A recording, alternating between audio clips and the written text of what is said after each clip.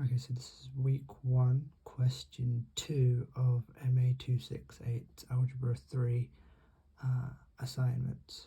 So this is unassessed, and basically just doing this as revision for Algebra 3. So we have this row, and they've written in so this notation 2, 3, 4, 5, and 2, 5, 1, 4.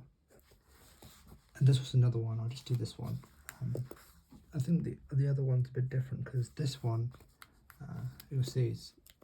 So this is, I'll write this as a cycle, right? And it's pretty straightforward. What you do is you start at 1, or whatever the start at 1. Then you go down, go 2. Then you find 2, go down, you get 3. You find 3, go down, you get 5. You go 5, go down, you get 4. You go 4, go down, you get 1, but 1's already there, and so you stop. You've got a cycle, and actually you're done.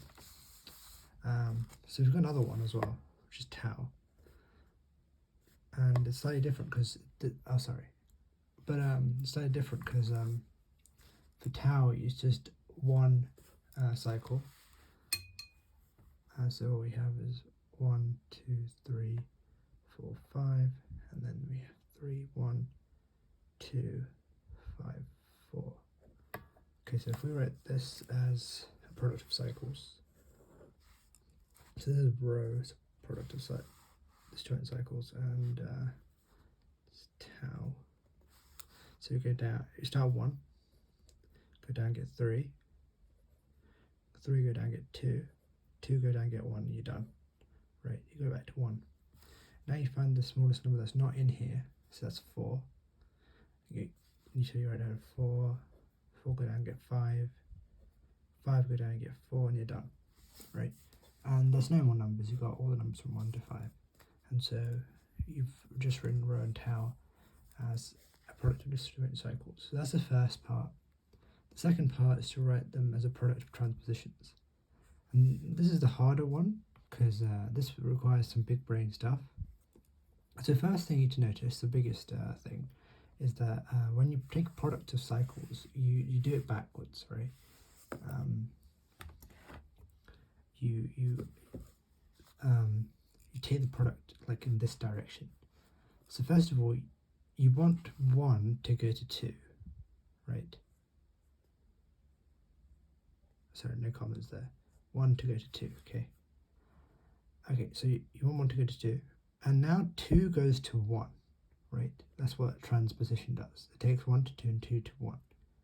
Okay, so it takes 1 to 2, which is what we want, and now it took 2 to 1, but we want 2 to go to 3, right? So we take 1 to 3.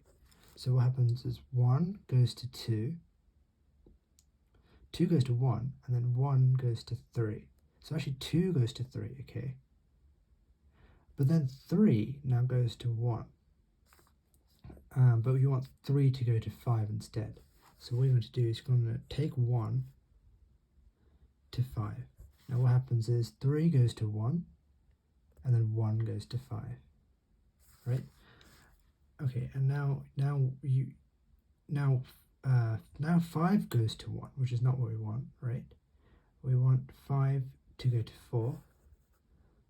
So we're going to take 1 to 4. Again, we have 5 going to 1, and then 1 going to 4. Now 4 goes to 1, which is what we want, and we're done. We've written row as a product of transpositions. Okay, now we want to say, is it a product of an odd number of transpositions or an even number of transpositions? And quite clearly, it's a product of an odd even number of transitions. So yes, it's even number of transpositions. Transpose and then isins. I mean, the spelling's there. anyway, so now we did the same thing with tau. We can do it to them separately, right?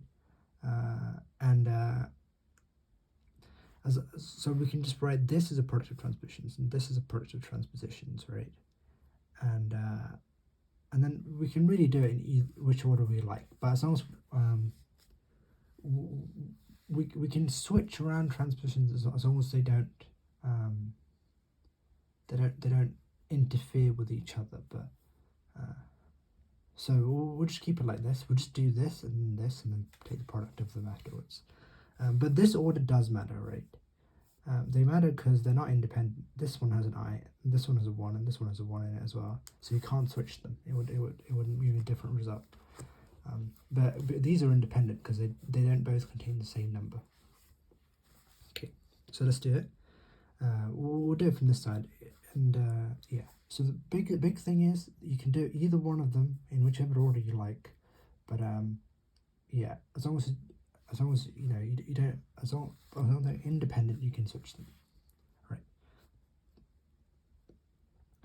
So we want 5 to go to 4. In fact, this is already a transposition, so we're done, right? I don't even know why I made such a big deal about it. Okay, so now we'll go to this. We want let's see, we want what? We want 1 to go to 3.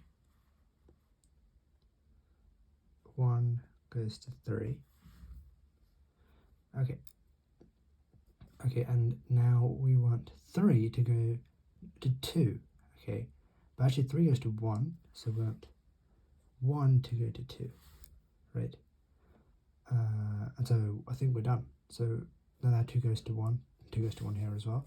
So we're done. And so the product of disjoint cycles would be this. Okay, so maybe if you did it differently, you might have 4 and 5 over here or something like that. It doesn't matter. You can even have it in between because these are independent. You can switch this and you can put it anywhere you like. You cannot switch these two around. Like you can't switch the order like that. Okay, so this is a product of even. Oh, sorry, what am I on? An odd number of transpositions. ITIONS this time. There we go. And so we're done. This is question 2. Question 2 of week 1.